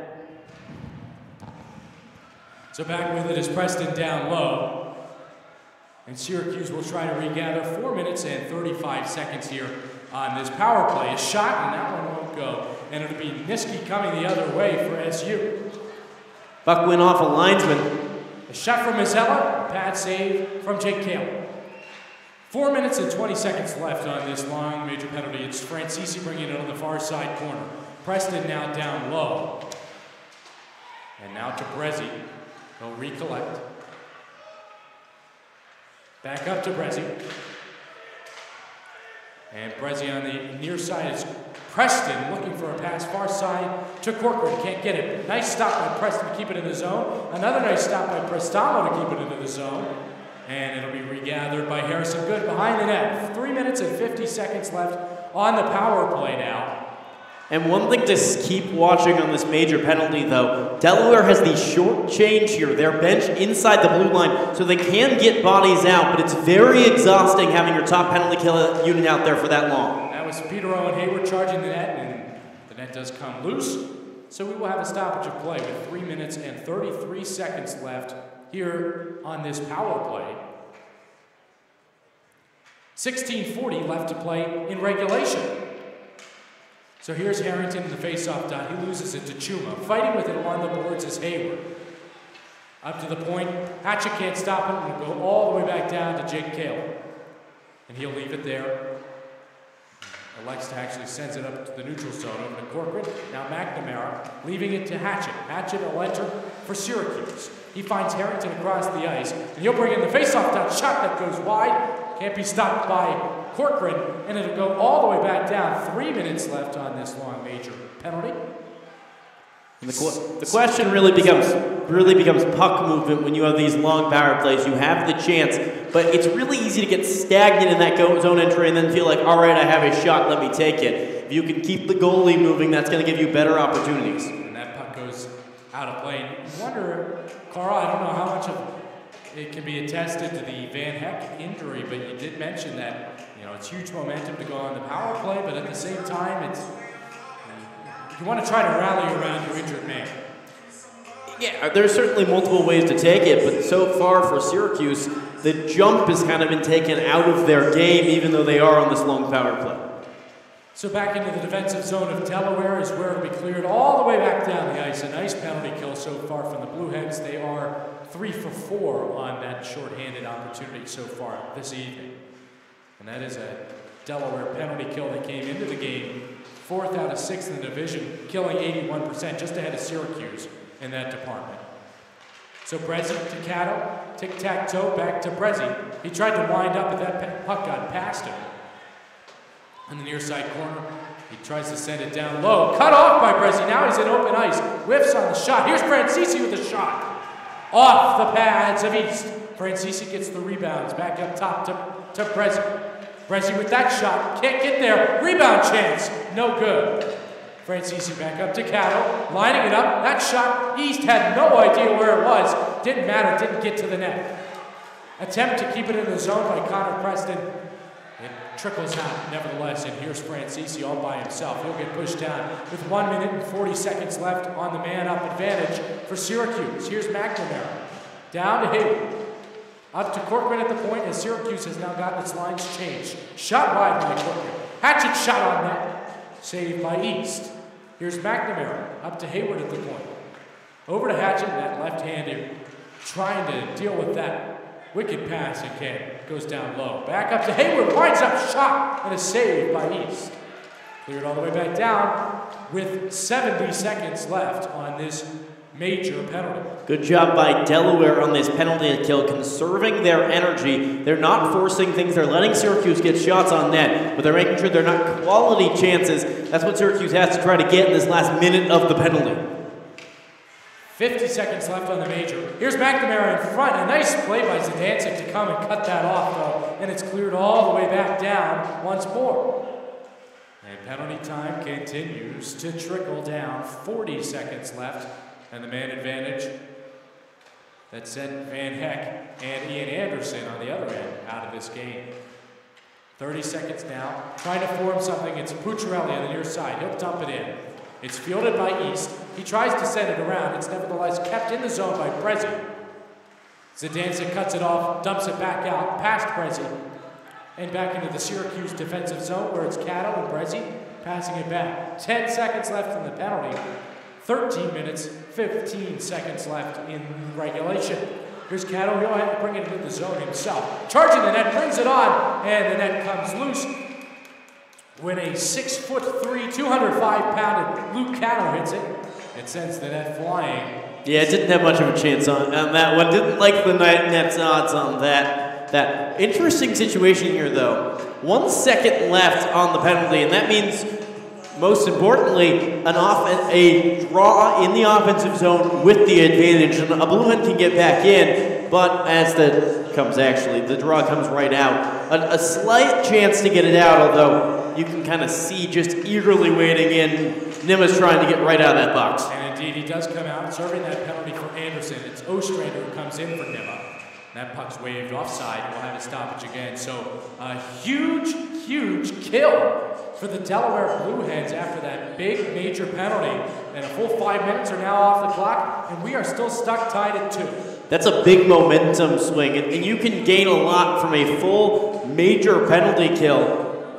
That can do a lot to change the complexity of a game. But it was an interesting choice by Cato to bring that all the way in from the defensive zone. He took it himself through the neutral zone and offensive zone, pushed to the net, and knocked it off its moorings. And since it was a Syracuse player who did that, that's why the faceoff went back out to center ice. So here's Emmerich. He passes it along to Felice. Felice brings it on the board's far side, tries to dump it in, but Rosen and White will collect it. Now some men fighting. It's Petereau and Hayward with it as the clock ticks past 12 minutes and 40 seconds here in this third period. Here's Tyler Ains, and he'll be able to clear it out in the neutral zone. Prestamo chasing for it, and a couple of men get tied up. No penalty on that, pretty coincidental between the two men. So back into the zone with it is Chuma. He'll try to chip something up, waving at it with like a baseball bat is Mazzella. He misses, and it's Syracuse going out the other way into the neutral zone. Back and forth, this puck going now. Brought through by Stephen Brezzi. We've seen him everywhere on the ice, but here's Ethan Docking with a shot at a goal! We said Docking's name earlier. He had a dangerous 1-0 opportunity. And with that wicked wrister from the near side, it is 3-2 Delaware. Ends up gets Kaler 5-hole, and he knew it as soon as he went down, the hands go up to the head, got beat right through the legs, and he's been really good so far at things that were up high. He got some good job stopping things with the chest, but just got beat straight down low on a really nice wrist shot. It wasn't necessarily the 5-hole, just couldn't get that left pad down enough. So with 12 minutes left, that Ethan Docking goal, his second of the year, puts Delaware up. Here's Harrington with a shot, and that puck flips into the net! McNamara with a goal! That puck was just fluttering in the air, and just about 3 seconds after Ethan Docking's goal, we're tied at 3. I have no clue who they'll credit it to. I don't think the refs do either. They're probably just guessing numbers out there at this point. That puck bouncing around finds its way into the net. And here we go, Frankie. This game has had all sorts of intrigue and a lot of energy. And you know what? Coming in down the stretch in this third period, this game has a lot of potential to be a good one. Ladies and gentlemen, if you wanted to see some good special teams, if you wanted to see technical difficulties at the beginning, if you wanted to see strange goals, this is the broadcast for you. 3-3, we are tied with 11 and a half minutes left in regulation. I mean, what a strange goal. So to try to recollect, it was Owen Harrington on the near side in the face-off dot who took the wrist shot. And off of Stephen East, it popped up into the air, and McNamara just crashing the net. And good things will happen. It hit off of his shoulder, popped into the net, and we're tied at 3. Hey, however you can get the goal to go, it doesn't matter how it gets in there, and he adds on his second of the night. Second of the night, this time not on the power play. And that was McNamara. That's his first non-power play goal of the year. He's got 6 on the season, 5 on the man-up unit. And what stands out to me right now in this game, Syracuse close to 40 shots on goal. After only having 7. And you know what? It really hasn't been pretty so far from Syracuse, but if you throw the puck at the net enough times, something good's going to happen. Absolutely happened there for McNamara and company. So down below, Delaware's trying to regroup. And again, that goal was about 5 seconds after Dockings. Here's Harrington charging the net, pushed off by Good. Nice defense by Harrison Good. And it is Good with it again. Looking for a man to pass it to. He finds one. And that's Gavin Hustler on the far side. Winding up for Mazzella. Trickles off the pad of Kaler. 39-24 is the shot total in favor of Syracuse with 10:40 at in. Big collision there between Hustler and Rosen. There on that far side bleacher, you'll see Christian Van Heck still out of this game, unfortunately. But coming the other way is Prestamo. He puts a shot on net. Rebounds gathered, tries for the wraparound, can't get a hold of it. Quickly turned over. Here's Michael Niski. And he dumps it all the way back.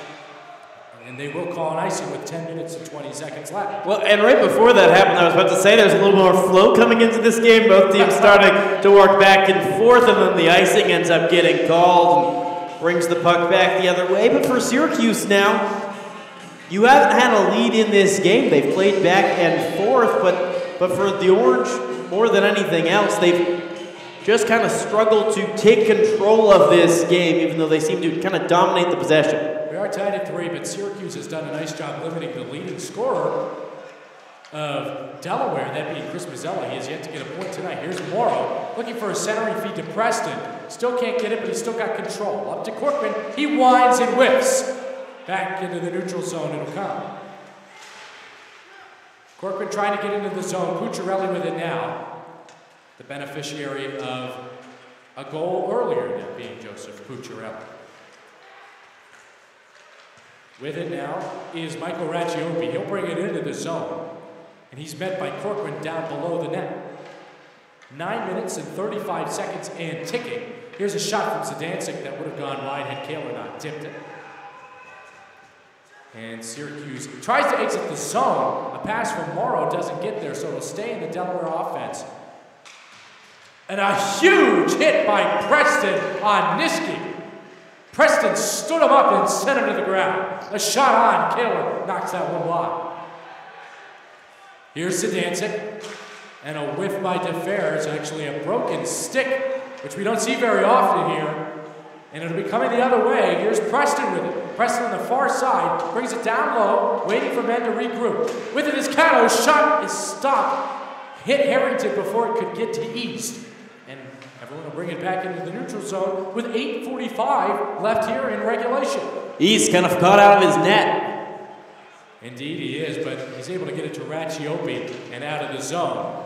Here is Ostrander on the near side. It's Felice whose shot goes wide. McNamara, the 2-goal scorer of the night so far, clears it out into the neutral zone where Syracuse will try to regather. Over to Ford Hatchett. And up to Harrington. Intercepted by Jenny, cleared into the zone by Ostrander, and Hatchett will receive once more. Bringing it to the right of his goaltender. Dangerous play right in front of Jake Kaler. But it's Connor McNamara one-on-one here. Loses control as his men do a line change, and now he's just trying to kill a little bit of time as Hayward and Cristano join him on the ice. Here's Padalino with it in the blue line. Just tries to get something on net. Cristano fighting for it. He will get it over Harrison Good. Down low to Hayward. Hayward, oh, the centering feed for Padalino won't go. And all the way back into the Syracuse defensive zone. Cristano tips it back into the Delaware zone, sending chase as Cristano and Tyler Ames. As Ames is still on his feet, Cristano goes down to the ground. Back up for it is Zidancic, and he'll take it out for Delaware. Cleared in by Ryan Burns, and a few men will switch for the Blue Hens as Kaler is out of his net and gets it up to Pucciarelli. Pucciarelli avoids a big hit. Would have been nasty on the half boards. And a few men collide and down to the ice. Now with it is Zach Gordon. Ryan Eckert turns it over to Corcoran, who will send it in. Everyone regrouping quite back and forth here the past couple of minutes. That shot won't get on. That shot from Pucciarelli is wide.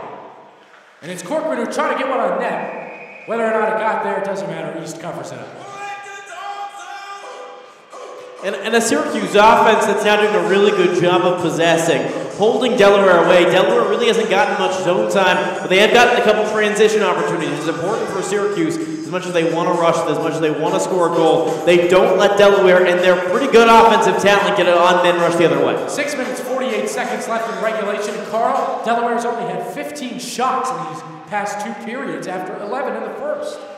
So here with it is Syracuse. It's Harrington, intercepted in the slot. Puck rolls away from him, and Niski brings it the other way for the blue and gold. Bringing it on himself. Oh, that's huge hit from Ford Hatchett. They're going to call a penalty on that on a cross check, and a hit I thought he used his shoulder off. The call is the call. He'll go straight to the box on that one, but I'm with you. It didn't look like he got the other hand on the stick there.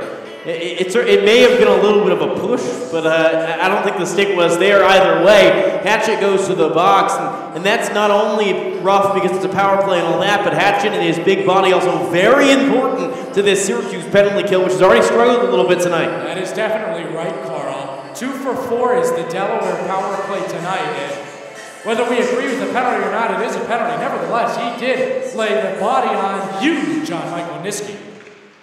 It's Hayward who's able to get it out in the neutral zone to start this power play. Again, 2 for 4 is Delaware tonight as they send it back into the zone. Hayward's able to clear this one all the way down, where to be received by East. But I mean, we were talking about the size of Ford Hatchet. I mean, standing 6'4", a huge opportunity now for Pucciarelli. Goes for naught, and it's DeFers, 119, versus another 19. DeFers and Pucciarelli, each for each club. Good forecheck right now on the power play, but it's important not to overreach. It's easy to get greedy, but in a close game, it's okay to let Delaware enter the zone. 1 minute and 10 seconds as Niski tries to make his way in, but is easily blocked by McNamara, who will send it all the way back down. So 60 seconds left on this Ford Hatchet cross-checking penalty. And about 5.5 minutes left in regulation. That one is set by Lamberton all the way down the ice, and it's Corcoran who will do the favor of back, sending it into the neutral zone. 45 seconds left in this power play as Brezzi collects and clears this one all the way down to the other end. We tick just past 5 minutes in regulation. If we are tied, we will go into overtime, and it will be 4-on-4 hockey, 3-on-3 hockey, just like the NHL. But we've still got 5 minutes here to play, and certainly plenty can still change. Yeah, I'm guessing at least 3 or 4 goals in that time, Frankie, if the rest of this game holds up. Absolutely, like that previous scenario we had, where we had about 2 goals in 5 seconds. Here's Zimmer now with it, and an easy block shot. Now coming the other way for it is Trip Francisi, and they've got numbers. He's got Brezzi to his left, looks for the pass, a goal on the shorthanded penalty kill. The odd-man rush from Trip Francisi to Steven Brezzi, and Brezzi's first goal of the year is a huge one. Perfect execution on that play by the Orange. Gets the goal for Brezzi. But you know what? Francisi, he's the one who made that happen. Gets the turnover, runs it the other way. A perfectly placed cut. And all Brezzi had to do was put a pretty little finish on it. Finish it off. At first, it just looks like a good penalty kill opportunity. Then it leads to the lead. Syracuse back on top. What a goal. Short-handed, no less. And as you said, Carl, I mean, huge. Francisi blocked that shot and was able to race it. We know that he is one of the fastest guys on this team, and he showed it there. Made it all the way down the ice, got it, and props to Steven Brezzi, a defenseman, for charging that puck as well. A great tape-to-tape pass, and it makes it into the back of the net. And Syracuse leads 4-3 with 4 minutes and 32 seconds left in this regulation time. And this game has had so many dips, turns, tosses, all over of that. And heck, there's still a man technically in the box for 4 more seconds. That's right, the great short-handed goal. Now Delaware falls to 2-5 on the night in the power play, also giving up that short-handed goal, the first short-handed goal of the season for these Syracuse Orange. And we will have a penalty. Interference is going to be called on the Blue Hens, and Harrison Good is furious about that call. Yeah, that bench was not happy. They thought that was incidental contact. From the refs today has been them. They haven't been calling that call so much, and so you understand the want for consistency. However, they said the puck was a little too far past that. Now momentum is perhaps quite a bit more tangible for Syracuse. They have scored 2 unanswered, and after scoring with 4 seconds left on Ford Hatchet's penalty, they've got a power play of their own. 1 for 5 only on the night. They have a chance to better that number. Hayward, Harrington, McNamara, Hatchet, and Corcoran all out on the ice for the Orange.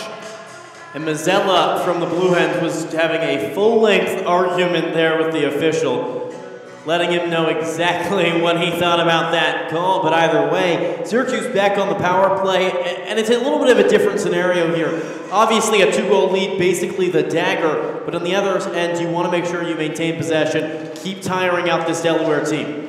Certainly true, and here is that Chris Mazzella who puts a shot on, and off the shoulder of Kaler. Here's Hayward now to Harrington to McNamara.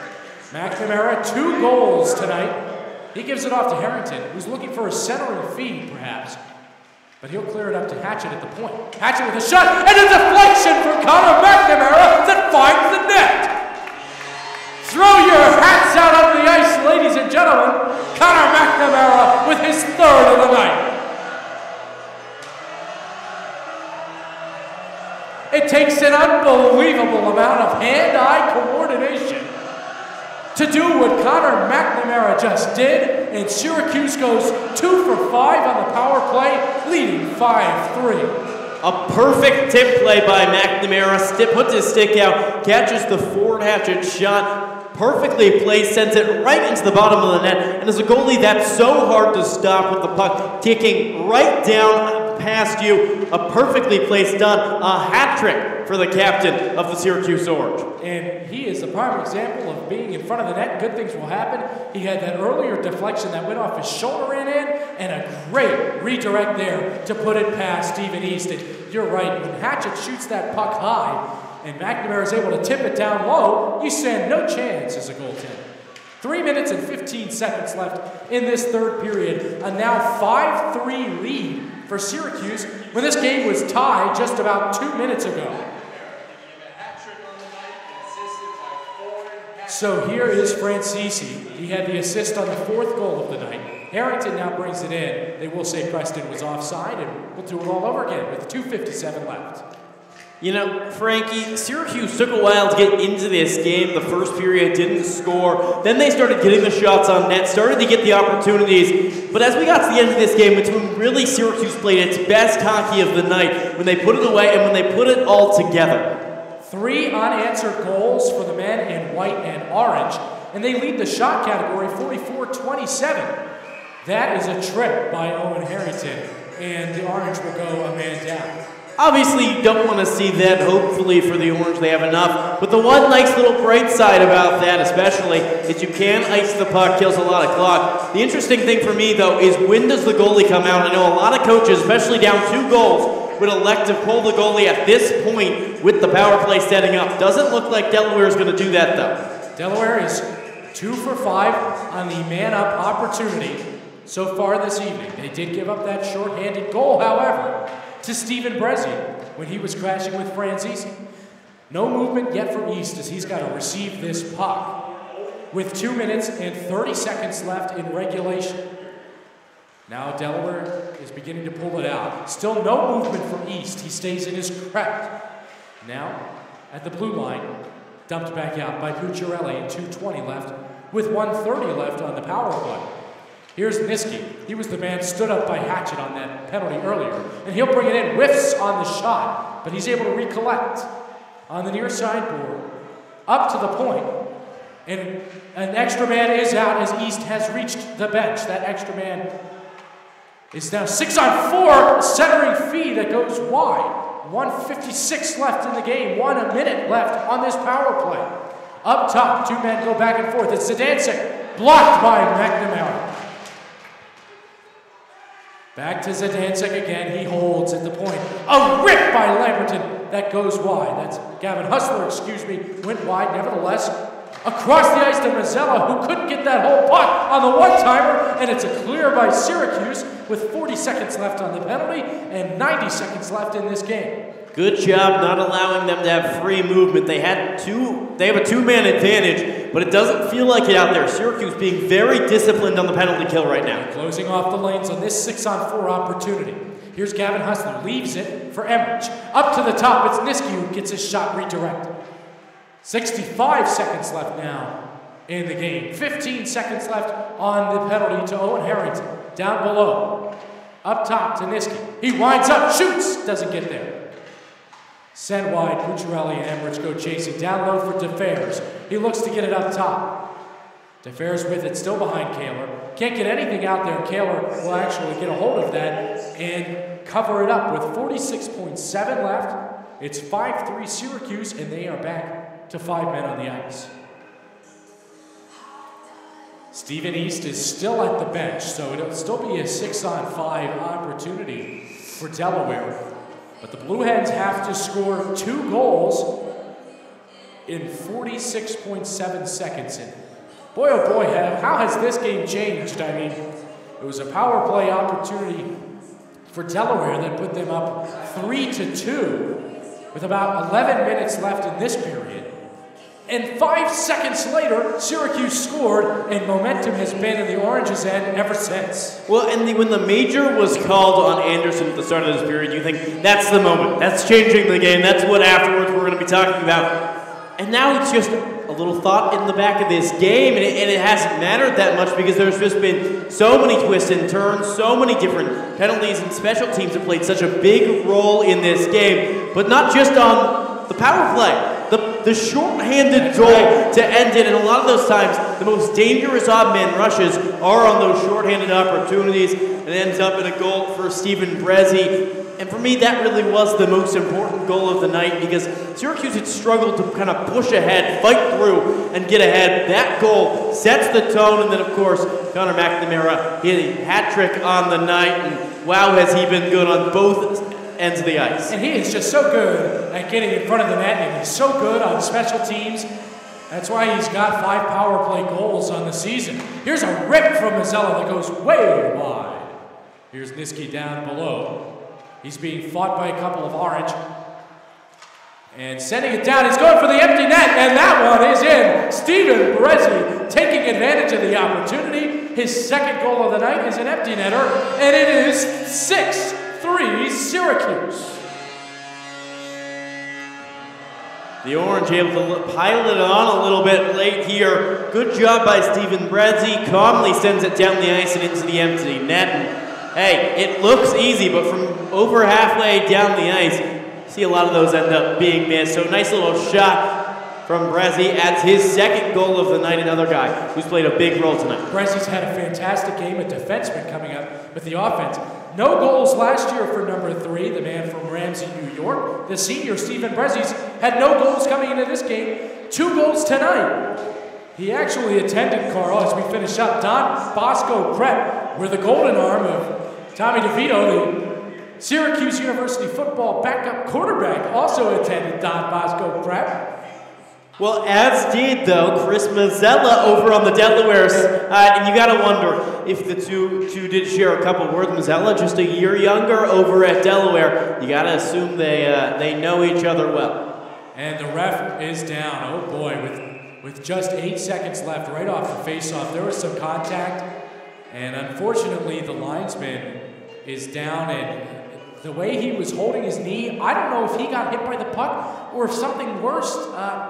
Perhaps an MCL injury. Well, and it was the leg there. It seems like there's a lot of pain coming from the ref there. And we'll watch, but especially with so little time left, it's something you hate to see, especially in a game that's all but over. Oh boy, I'm worried that he might have just blown his knee. We saw something like this in what I believe was game 1 of the Stanley Cup last year, or at some point in the playoffs, a referee did have to come out and he actually tore his ACL blue in the game, and how unfortunate with 8.2 seconds left. We do hope everything is okay for him. Nevertheless, everything certainly is okay for Syracuse as things will wrap up. And we hit zeros here on the boards. 6-3. Cuse knocks off Delaware in an excellent third period where SU outscored the Blue Hens 4-1 in that period alone. You know, Frank, I was about 3 years younger 4 goals ago. But Syracuse pulling out the win, a really impressive game from them. Maybe didn't start the way they wanted to. They trail after 1, but they kept fighting through, added on at the end in a really impressive way to end the period as Syracuse picks up a really crucial first game in this weekend series. You know, they're on this home stretch, and it's really important as they kind of continue through late play. They've now in their 4th straight home game going into 5.